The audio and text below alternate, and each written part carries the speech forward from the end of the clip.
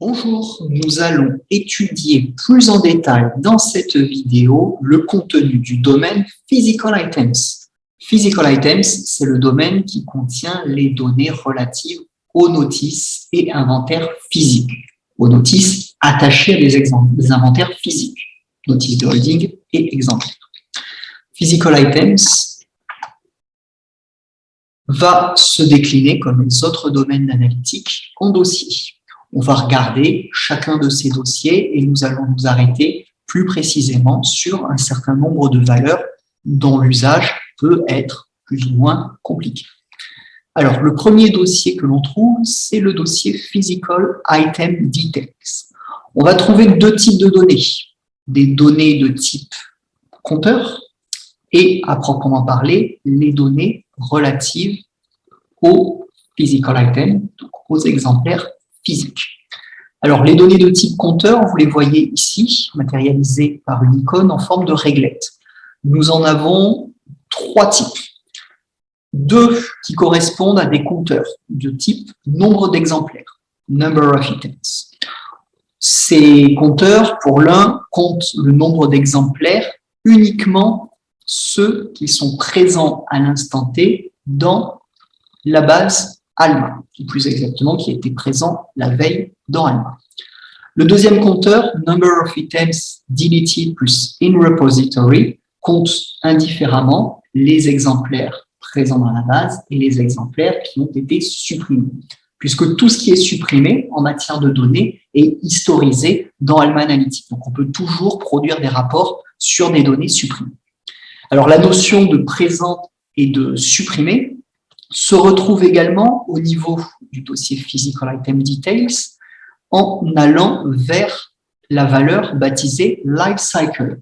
Life Cycle, c'est littéralement le cycle de vie et en l'occurrence, c'est statut présent ou supprimé de la base. Je le sélectionne pour vous montrer le contenu. Vous voyez, j'ai un statut, ou plus exactement un life cycle active, donc ce sont des exemplaires qui sont présents dans la base, et un life cycle deleted, ce sont des exemplaires qui sont supprimés.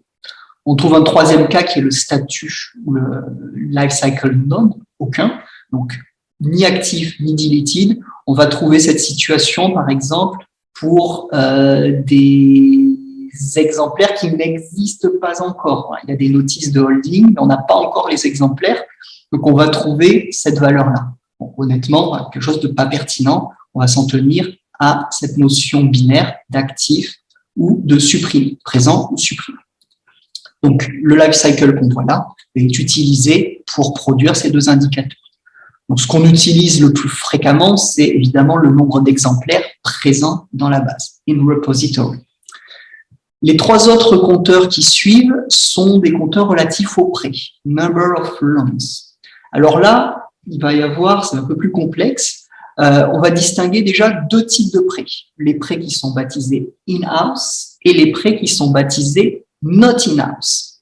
Alors, les prêts qui sont baptisés in-house, ce ne sont pas en fait des prêts. Ce sont plus exactement des consultations sur place, puisque ALMA donne la possibilité de faire des mesures, des consultations sur place, des documents du libre accès.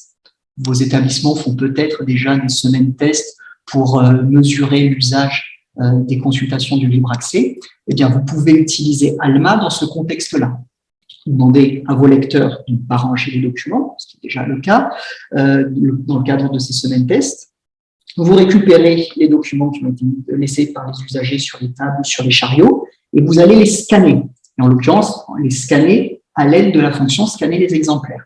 Ce sont des documents qui ne sont pas en prêt, et on va compter comme ça en les scannant, on va compter un usage interne, ce que le système donc appelle un loan in-house, un prêt sur place, à demeure en quelque sorte. Donc ce ne sont pas techniquement des prêts au sens où on l'entend habituellement, des prêts aux lecteurs qui vont partir avec. Alors c'est différent, je le précise, c'est différent également des cas de documents des magasins, par exemple, pour lesquels vous gérez la consultation sur place à l'aide d'ALMA. Ça, on pourra voir dans une autre vidéo. Ce sera plutôt dans le domaine fulfillment, le domaine des services aux usagers. On verra comment on évalue ça. Là, il faut retenir de base qu'on a le prêt au lecteur, qui est le prêt not in-house, et un usage interne ou un usage sur place qui s'appelle in-house.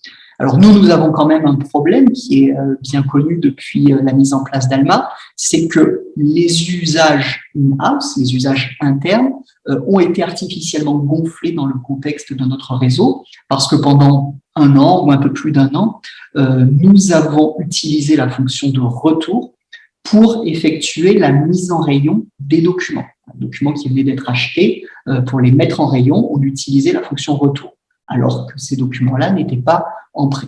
Eh bien, à chaque fois qu'on a fait ça, on a compté un usage interne. Donc, on a des faux usages internes qui sont décomptés, alors qui sont plutôt anciens, puisqu'on va dire qu'aujourd'hui, on utilise Alma de manière satisfaisante, c'est-à-dire en utilisant la fonction scanner les exemplaires et en décochant la case enregistrer un usage interne. Mais voilà, pour toute une partie, on va dire sur la période 2018, 2019 et même peut-être encore un peu de début 2020, on a des faux usages internes qui sont comptés, qui donc remontent au niveau d'analytique. On en reparlera d'ailleurs tout à l'heure quand on s'arrêtera sur la notion de date de retour. Alors, number of loans, donc date de dernier prêt, plus exactement, pardon. Donc, number of loans in-house et not in-house, on cumule à la fois les prêts, les vrais prêts aux usagers et les usages internes. Number of loans in-house, on ne compte que les usages internes. Et number of loans not in-house, on ne compte que les prêts. Donc, en règle générale, ce que vous utiliserez, vous, c'est, et ce qu'on utilise nous déjà aujourd'hui dans nos rapports, c'est number of loans not in-house. Alors là, on est dans le domaine physical items. Donc, on travaille sur les exemplaires. Du coup, le compteur qui est là, number of loans not in-house, c'est un compteur qui va faire remonter le nombre de prêts depuis l'origine des exemplaires. Ça, c'est un point important. Ce ne sont pas les prêts depuis 2018 et la mise en place d'Alma. Ce sont les prêts depuis l'origine des exemplaires. Parce que quand on a migré d'Horizon vers Alma, on a migré ce qu'on appelle le compteur de prêts, c'est-à-dire le nombre de prêts qui étaient rattachés à nos exemplaires. Eh bien, les prêts qui ont été effectués dans Horizon et les prêts qui ont été effectués dans Alma viennent s'agréger ici dans Number of Loans Not In-House. Donc ça, c'est important si vous voulez travailler sur l'usage de vos collections depuis les origines, c'est Number of Loans Not In-House qu'il va falloir utiliser.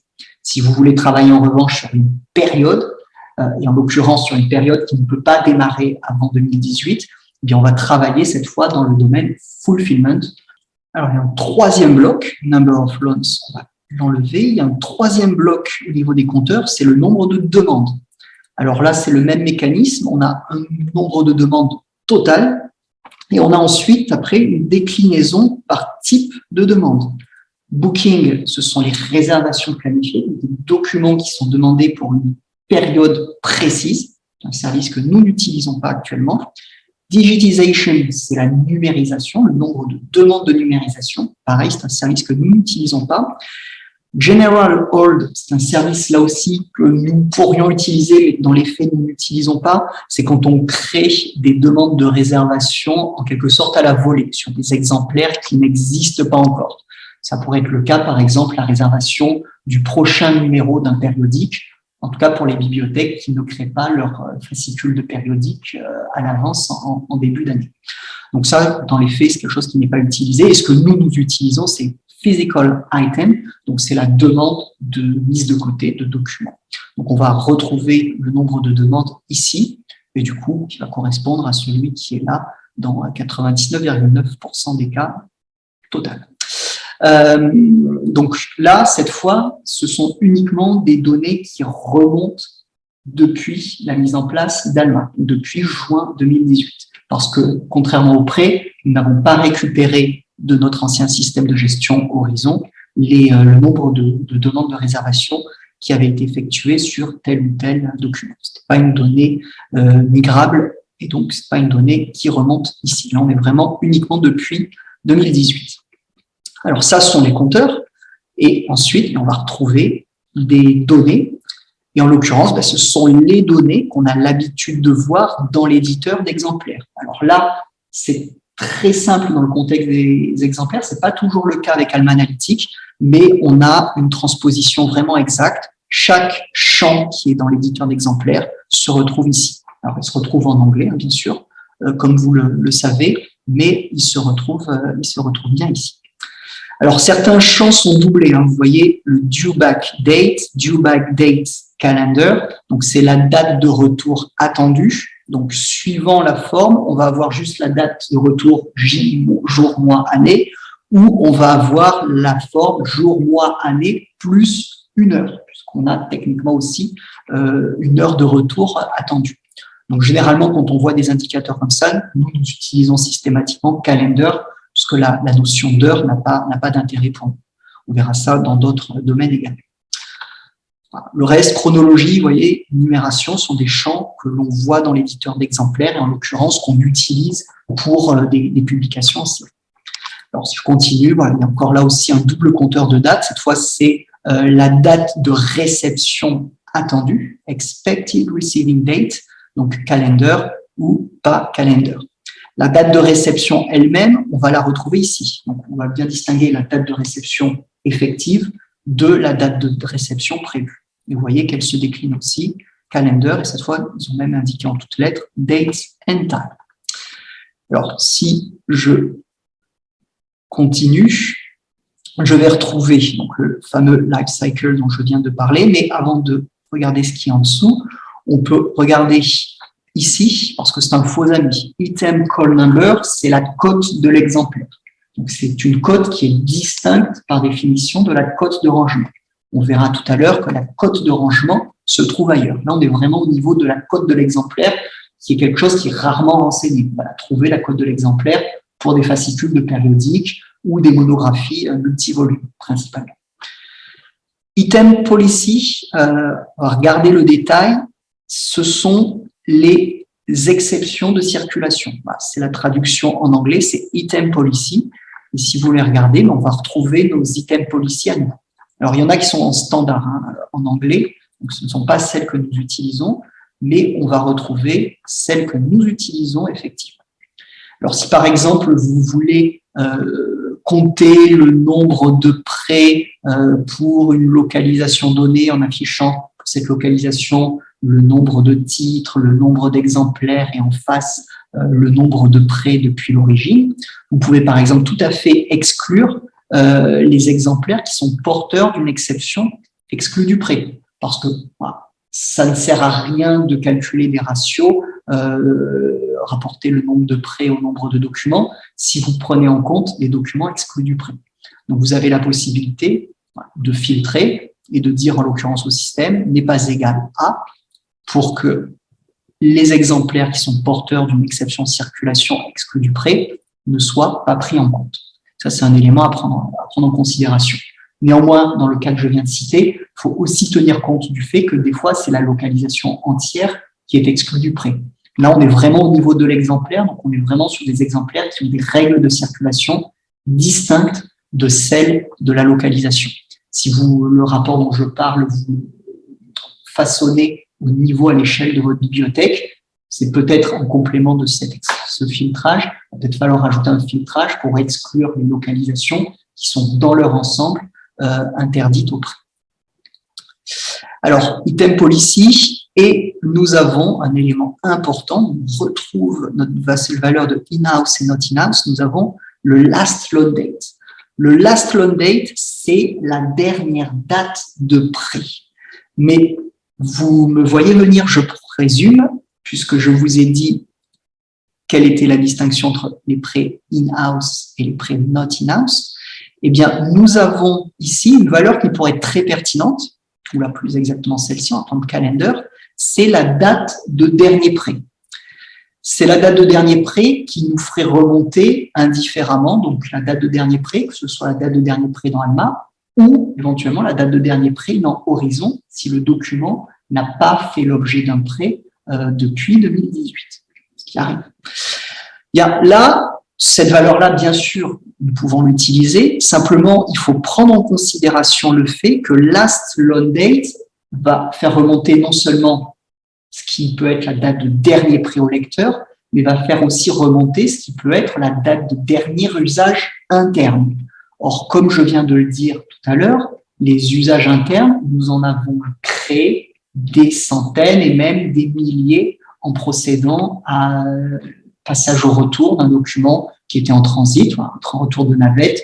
On le passait au retour alors qu'il n'y avait plus d'emprunteur en face, document qui était en cours de traitement, qui arrivait du département des acquisitions, on le passait au retour pour le remettre en rayon, etc. Donc, on a créé beaucoup d'usages internes et ces usages internes vont vous fausser les données qui sont là. Parce que ce que vous avez comme last load date calendar, vous n'êtes jamais sûr qu'en fait, il s'agit d'une date de dernier prêt ou d'une date de dernier usage. Or, la date de dernier usage, dans le contexte qui est le nôtre, et compte tenu de ce que je viens de vous dire, ben, vous n'en avez pas grand-chose à afficher. Donc, ce seul indicateur ne va pas suffire. Donc, l'usage que nous sommes imposés, nous, au SICD, quand nous créons des rapports, c'est de cumuler les 3 colonnes. Last loan date calendar, donc la date de dernier prêt ou dernier usage interne. Last loan date in-house calendar, la date de dernier usage sur place. Et last loan date not in-house calendar, la date de dernier prêt au lecteur.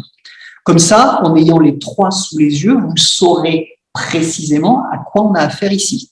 Est-ce que ce qui est indiqué là comme last loan date calendar correspond vraiment à la date de dernier prêt au lecteur? Auquel cas, c'est très bien. Ou est-ce que ça correspond à la dernière date d'usage interne? Auquel cas, ça ne va pas. Il va falloir regarder cette valeur-ci. Donc voilà, il faut savoir jongler avec l'une et avec l'autre. Ça, c'est un élément qui est assez important à retenir.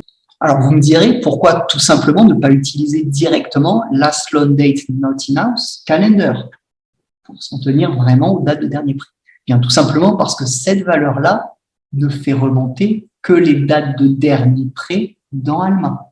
Enfin, si on veut afficher la date de dernier prêt, que ce soit dans Horizon ou dans Alma, c'est last loan date calendar qu'il faut utiliser. Donc, on ne peut pas se passer de cet indicateur-là. Et pour savoir l'interpréter correctement, on a besoin d'afficher les 2 autres. Donc, si j'essaie de résumer, par exemple, last loan date calendar va être vide. Donc, ça veut dire qu'il n'y a eu aucun prêt, ni aucun usage interne pour un document. Si j'ai une valeur ici, last loan date calendar, qui est égale à celle qui est ici, ça veut dire que ce qui est enregistré, malheureusement pour vous, c'est une date de dernier usage, ce qui est quelque chose qui ne va pas vous aider beaucoup. Si en revanche, last loan date calendar correspond à ce qui est ici, last loan date not in-house calendar, eh bien, nous avons une date de dernier prêt, une date de dernier prêt en l'occurrence qui vient d'Alma. Et si j'ai quelque chose ici, last loan date calendar, qui ne correspond ni à ça, ni à ça, eh bien, ça signifie que ce last loan date calendar correspond à la date de dernier prêt, qui est une date de dernier prêt dans Horizon. De manière générale, le reste, si vous avez une last loan date calendar qui est antérieure à mai 2018, eh bien, c'est une date de dernier prêt au lecteur dans Horizon. Voilà. Donc là, c'est quelque chose de vraiment d'un usage très délicat, mais c'est d'un usage très délicat parce que nous avons mal utilisé Alma au départ. C'est un peu le prix à payer quand on est les premiers à utiliser un système de gestion de bibliothèque. En tout cas, en France, nous étions à l'époque les premiers. Si je continue, je vais trouver une valeur qui n'est pas quelque chose qui s'affiche dans Alma, mais qui est quelque chose d'intéressant parce que je vais retrouver cette valeur un peu systématiquement dans tous les types de données. C'est le numéro interne de l'exemplaire. Donc, c'est pas le code barre. Le code barre, on est passé rapidement, mais il est intitulé barcode. C'est le numéro interne de l'exemplaire dans Alma. Puisqu'en fait, toute donnée créée dans Alma reçoit un numéro d'identifiant interne. Alors, certains identifiants internes sont visibles, comme c'est le cas du MMS pour les notices, mais pour les exemplaires, ce n'est pas le cas. Néanmoins, il est là, il existe, et on peut l'utiliser, notamment si on veut faire du comptage. C'est tout à fait pertinent de l'utiliser, et du reste, il est probable que les requêtes qui sont derrière ces compteurs utilisent le physical item, le item ID, plutôt que le code barre pour faire du comptage. Alors, material type, c'est le type de matériel, et au niveau du type de matériel de l'exemplaire, on verra tout à l'heure que la notice propose aussi les types de matériel, on les retrouve tous. Alors, c'est tous ceux qui existent dans ALMA. Pour autant, on a un certain nombre de types de matériel qui ne sont pas activés. Voilà, tous ces formats vidéo, date, par exemple, n'est pas proposé. Diorama, vous n'avez jamais vu le type de matériel Diorama proposé. Donc, voilà, tous les types de matériel qui, dans l'absolu, existent, remontent ici. Mais évidemment, ils ne vont pas vous donner systématiquement des valeurs si, dans les faits, ils ne sont pas employés. Donc, il n'y a pas vraiment moyen d'identifier spécifiquement ce que nous utilisons. Donc, ça va être à vous de vous familiariser avec leur équivalent anglophone. Par exemple, les fascicules, vous allez apprendre rapidement que issue, c'est le fascicule. Alors, on a une petite variante, d'ailleurs, le bound issue, qui est le fascicule correspond à un exemplaire, correspond à un fascicule relié. Donc ça, c'est une question de familiarisation. Les données de modification, date de modification, personne, processus ayant modifié, puisque certaines modifications sont le fait du système. Process type, alors on va voir tout à l'heure le statut de base, mais là le process type, c'est le type de processus de l'exemplaire. C'est le type de processus, on va dire, macro, puisque vous voyez, on a un seul processus pour les acquisitions, mais on a surtout un seul type de processus pour les traitements. Le in-process, c'est l'équivalent du en-traitement. Or, vous savez que des fois, ces types de processus en traitement se déclinent localement avec des processus et des statuts, des types de traitement et des statuts de traitement différents. Néanmoins, quel que soit le type de traitement que mon exemplaire a reçu, quel que soit le statut de traitement qu'il a reçu, au niveau du processus de l'exemplaire, c'est quelque chose qui s'appelle in-process. Donc là, on retrouve tous nos processus. Certains, dans les faits, ne sont pas utilisés, comme par exemple lost and paid, donc un document qui a été payé et remboursé. Mais pour l'essentiel, on retrouve quand même ce qu'on a l'habitude de connaître, missing pour les manquants, lost pour les perdus, loan pour les documents en cours de prêt, in process donc pour les documents en cours de traitement, all shelf pour les documents qui sont sur l'étagère des réservations, acquisition pour les exemplaires en cours d'acquisition et transit pour les documents transit. Plus un processus un peu particulier, technical migration, pour les exemplaires issus d'Horizon qui n'avaient pas trouvé de correspondance, enfin, dont les statuts Horizon de l'époque n'avaient pas trouvé de correspondance avec les types de processus allemands. Alors, je vous rappelle qu'un exemplaire qui a un type de processus, c'est un exemplaire qui n'est pas en rayon. Voilà, ça, c'est un élément important et on va retrouver le base status, qui est le statut de base, cette fois de l'exemplaire. Donc, le statut de base de l'exemplaire, c'est en rayon ou pas en rayon. Item in place, item not in place. Alors, on retrouve à nouveau le non ici, et c'est ce que je disais pour des exemplaires en quelque sorte qui n'existent pas encore réellement.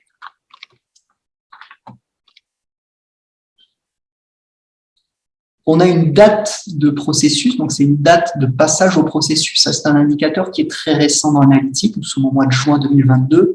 Il a été implémenté en début d'année 2022. Pendant longtemps, il a manqué et pour le coup, il est assez utile. Au niveau des notes, on retrouve la public note, donc à distinguer. Alors, si vous ne retrouvez pas facilement un indicateur, vous avez une petite loupe qui vous permet de rechercher.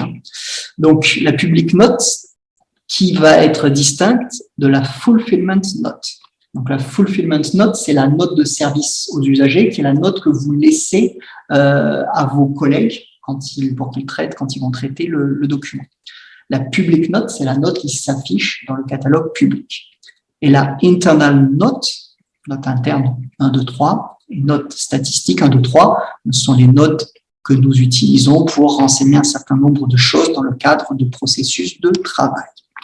Donc, public note et les autres qui sont également dans le domaine physical item details. On a également des informations relatives aux localisations temporaires. Un document est provisoirement, temporairement dans une bibliothèque ou au sein de la même bibliothèque dans une localisation.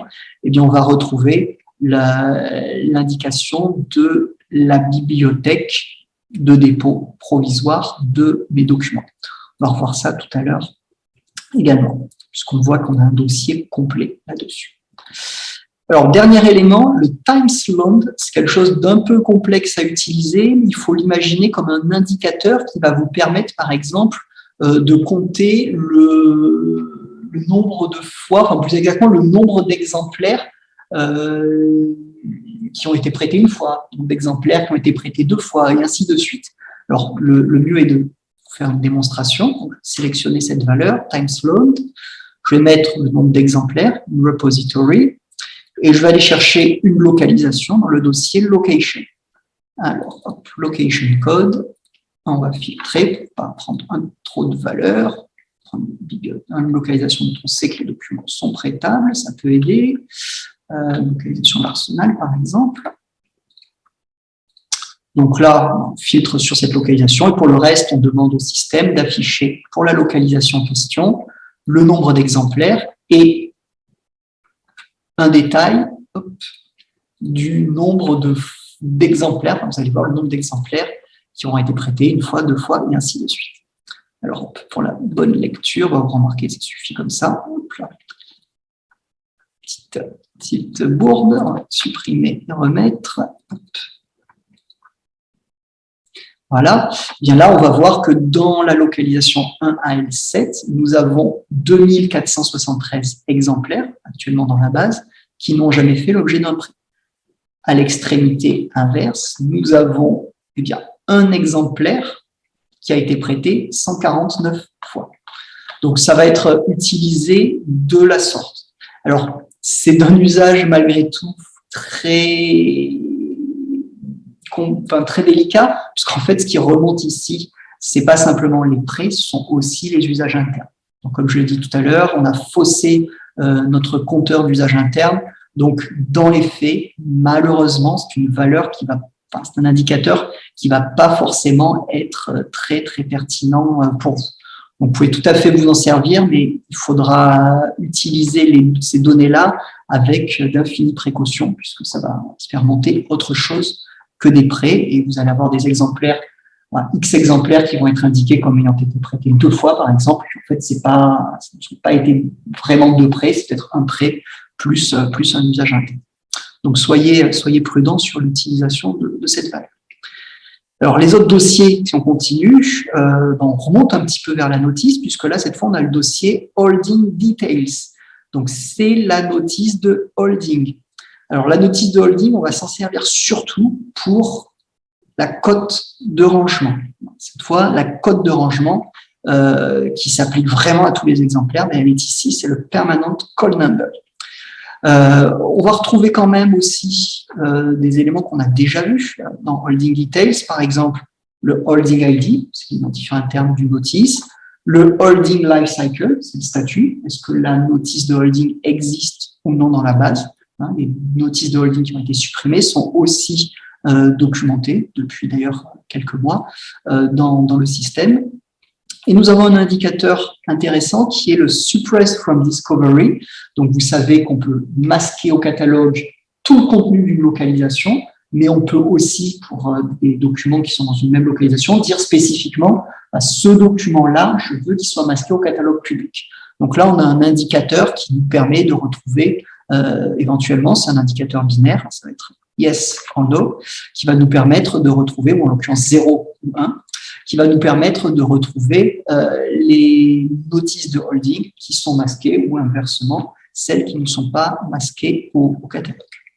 Alors, point important, le Permanent Call Number peut s'utiliser tout seul. Donc, on peut très bien le filtrer tout seul. Je veux dire par là, on n'a pas besoin d'utiliser l'indication du type de code.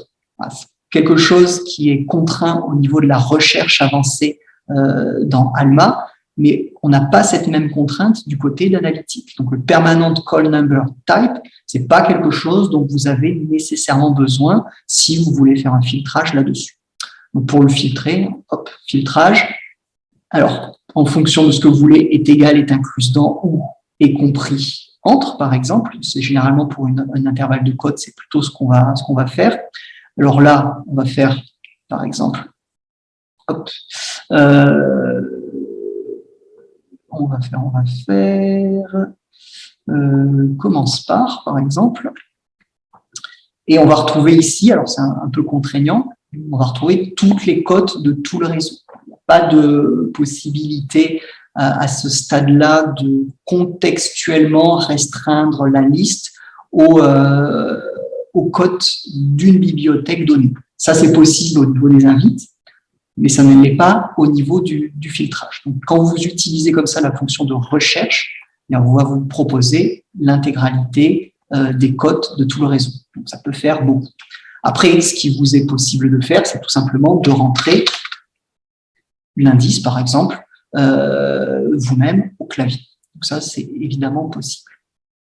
Donc, par exemple, on peut prendre tout ce qui commence par 200. Donc, ça, un élément important, tout ce qui a trait aux intervalles de cotes. Et je vous renvoie, pour plus de détails sur l'utilisation des filtres, à la vidéo dédiée à ça. Je vous rappelle qu'il y a un opérateur et compris entre. Donc, si vous voulez vraiment l'intervalle sur un indice en particulier, le début et la fin de l'indice, sinon vous pouvez toujours aller chercher la cote avec la loupe. Alors, le permanent call number, c'est l'élément majeur du dossier holding details, tout simplement parce que les éléments de localisation, c'est-à-dire la bibliothèque et la localisation, donc collection, sont des informations qui sont rangées dans un dossier distinct qui s'appelle location. Bon. Je vais fermer ce dossier, simplement je précise que nous avons, comme pour les notices bibliographiques, des indicateurs statistiques supplémentaires. On a la possibilité de demander à Exlibris de faire remonter au niveau d'analytique des données qui ne sont pas prises en compte par défaut. Donc, c'est ce qui est marqué comme local param de 1 à 10. Et on va retrouver ça aussi au niveau des notices. Donc, le contenu de ces local param, c'est nous qui avons défini ce qu'il fallait y mettre. Donc, vous voyez ici qu'on est au niveau des informations bien de la holding avec un modèle de prévision, mais on va retrouver d'autres informations. Alors, on ne les a pas utilisé les 10 champs. Je crois que de mémoire, nous sommes sur les 3 ou 4 premiers. Là, on a l'état de collection, qui est généralement l'état de collection bibliographique, puisqu'on a un chantier aujourd'hui, depuis même un certain temps, d'insertion dans les notices de holding des états de collection de la notice BIB. On va le retrouver là, dans le local param 2, et ainsi de suite. Donc là, par exemple, il n'y a rien sur le local param 3, donc probablement, voilà, on n'a rien sur le 4, mais on pourrait très bien faire remonter des données supplémentaires. Donc, simplement, nos notices de holding sont très, très succinctes, donc objectivement, pas grand-chose à mettre. Le modèle de prévision et l'état de collection se suffisent. Alors, je vais fermer le dossier Holding Details.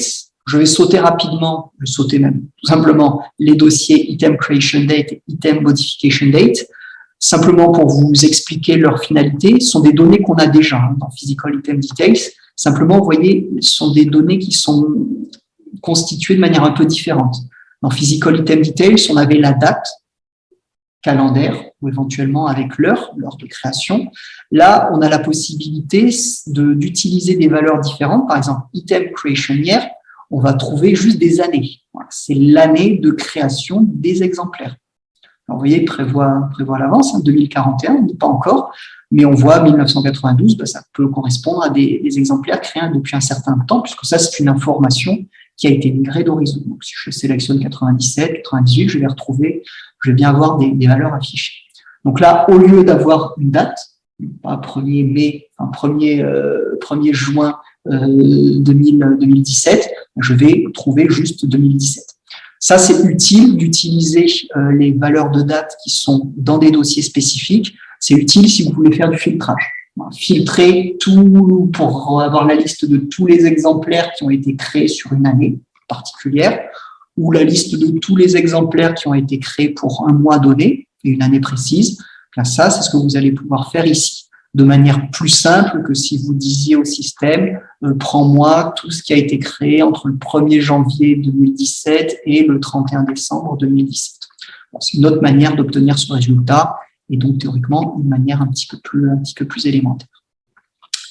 Alors, l'autre dossier donc, que j'ai déjà défloré, c'est la location. Ce sont des informations de localisation qui sont fournies également par la notice de holding, mais on voit que ces informations-là ont été détachées. Alors, ce sont les informations de localisation à l'instant T. Library code, c'est le code de la bibliothèque en ce moment. Alors, on a une notion de active, qui marque entre parenthèses. Ça, ce serait pertinent si, par exemple, si on avait des bibliothèques qui avaient été supprimées. Library code active, c'est le code de la bibliothèque qui existe encore. Donc, comme on n'a pas supprimé de bibliothèque, on n'a pas besoin de se repérer à ce genre de choses. Donc, library code, library name, le nom de la bibliothèque, location code, le code de la localisation, location name, le nom de la localisation. Et nous avons également la valeur campus, campus code principalement, même si on voit que ça se décline en nom et en description. Ça peut être utile des fois de filtrer directement sur le campus. Par exemple, si on veut compter le nombre d'exemplaires qu'il peut y avoir dans une bibliothèque, mettons les bibliothèques de l'Université Georges Jaurès, on va faire l'expérience. Je vais prendre le nombre d'exemplaires in repository, library code, et je vais faire un filtrage directement sur le campus code pour aller chercher la valeur UT2J. Ça va m'éviter de sélectionner ici, une à une, les bibliothèques de l'UT2. Je ne suis pas familier avec tous les codes, ou alors il y en a tellement que ça devient fastidieux. Plutôt que de m'embêter, je prends directement le code campus comme valeur.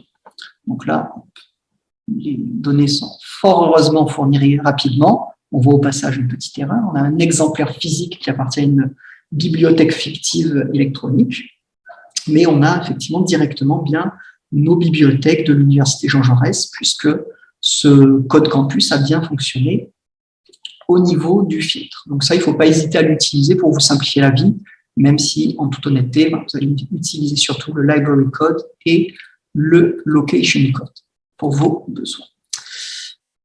Alors, localisation, mais on a aussi le pendant avec la localisation temporaire. C'est pour ça que je vous disais que ça n'avait pas trop d'importance qui était dans Physical Item Details, parce qu'en fait, on a un dossier complet avec, pareil, le code, le nom de la bibliothèque, le nom de la bibliothèque, bon, pas non actif, on va dire, dans l'absolu, c'est ça que je vais utiliser. Library name, location code, library code. Le campus code, on le retrouve également. Donc voilà, on a vraiment le pendant strict qui se trouve ici. Et ensuite, nous centrons dans le domaine de la notice bibliographique. Donc là, ce sont les notices bibliographiques qui ont des inventaires physiques. Ne sont pas pris en compte les notices de ressources imprimées qui n'auraient pas d'inventaire physique. Enfin, notices sans inventaire, on a malheureusement dans notre base, eh bien, ces notices sans inventaire ne vont pas remonter puisque le système s'appuie sur la présence d'un inventaire physique ou d'un inventaire électronique pour répartir les notices. Donc, quand il n'y a pas d'inventaire du tout, eh bien, la notice ne remonte pas ici et elle ne remonte pas non plus dans le domaine inventory, qui est le pendant pour l'électronique de domaine qu'on est en train de visualiser. Donc, les informations sur les notices, on les verra de manière plus détaillée puisque la structure des données n'est pas différente. Donc, on la verra de manière plus détaillée dans la vidéo consacrée au domaine titles, donc au domaine titre, qui correspond vraiment à un domaine d'analyse centré sur la notice BIB. Mais on voit ici des informations qui sont bien des informations stockées dans la notice, tout ce qui est identifiant standardisé, par exemple. Le NMS-ID aussi. On voit, comme tout à l'heure pour la holding, des champs locaux. Donc, les champs locaux, ce sont des données, notamment les données qui sont dans le bloc des 9XX, qu'on a demandé à Exlibris de bien vouloir indexer au niveau d'analytique pour répondre à nos besoins.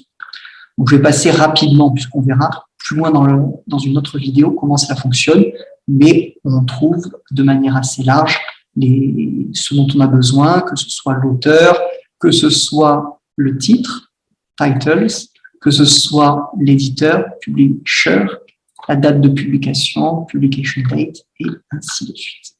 Le PPN n'apparaît pas en tant que tel, il est considéré comme un autre numéro d'identifiant. Donc ça, pour le PPN, nous avons dans la partie basse ici la possibilité de récupérer dans les dossiers partagés ce qu'on appelle une colonne personnalisée, donc une colonne que nous avons créée, nous, à partir d'une requête que nous avons créée, bien une colonne qui nous permet de n'afficher que le PPN. Parce que si on utilisait la valeur prévue pour, nous afficherions plus exactement tous les identifiants qui se trouvent en 0,35. Ce qui n'est pas très intéressant, et même à l'échelle du PPN, on trouverait tous les PPN listés, alors que ce n'est pas forcément non plus ce qu'on souhaite. Donc, si on a besoin vraiment d'afficher le PPN, on va pouvoir le faire en allant dans Rapport, colonne personnalisée, et nous avons par exemple ici le PPN, extraction PPN.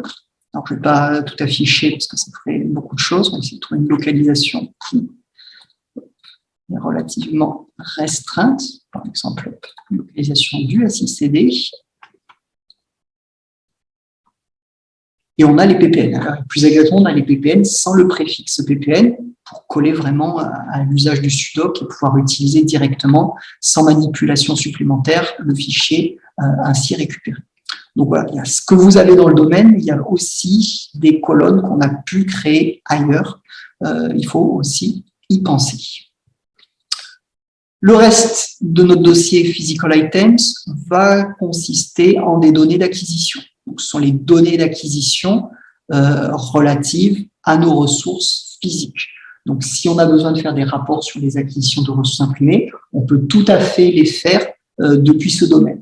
Ceci étant, il existe un domaine qui s'appelle Funds Expenditure, qui est un domaine consacré aux données d'acquisition, toutes données d'acquisition confondues, qu'on va pouvoir aussi utiliser de manière complémentaire. Vous verrez dans une autre vidéo comment fonctionne ce domaine et quelles sont les complémentarités avec ce qui est ici dans Physical Items. Néanmoins, on peut voir ici qu'on retrouve les données relatives à la ligne de commande, PO line.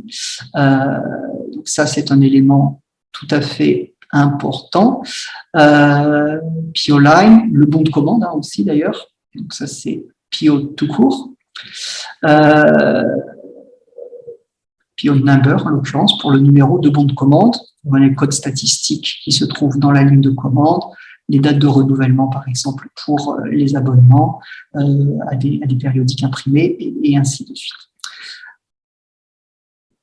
On retrouve les informations de date, donc avec le même mécanisme, donc des critères année, mois, les 3 dernières semaines, etc. Et nous avons les données relatives au budget.